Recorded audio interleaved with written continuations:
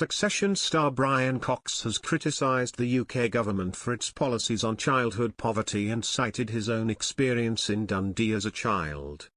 Scottish actor Brian Cox has blasted the Labour government and called for them to take action on childhood poverty, citing his own brutal experience when he was a young boy in Dundee.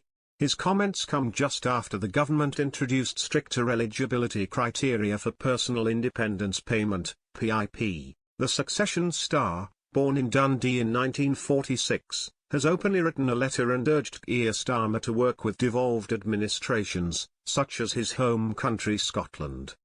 There are currently 4.3 million children living in poverty across the United Kingdom. In his plea, Cox shared his personal experience after a family tragedy.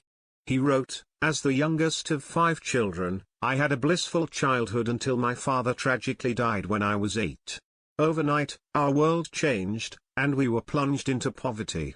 I experienced firsthand how poverty doesn't just take away comforts, it also steals your childhood and hope for the future. I know that today, the odds are stacked high against families who are trying to do the same."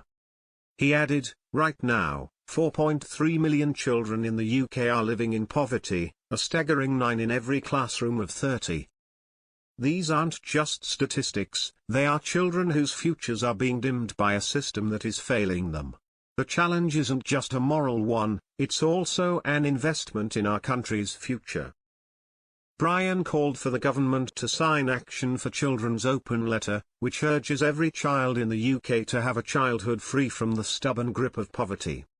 The campaign also aims to halve child poverty within 20 years and demands Keir Starmer to lift more than 1 million children out of poverty by 2030.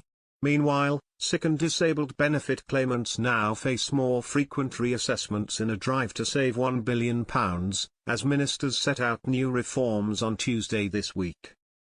Those with permanent or degenerative conditions may not have to be reassessed, but as part of the new reforms that would guarantee payments to the most severely disabled.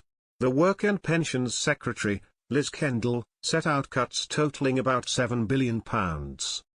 The savings will come from making it more difficult to claim disability benefits, which are not linked to work.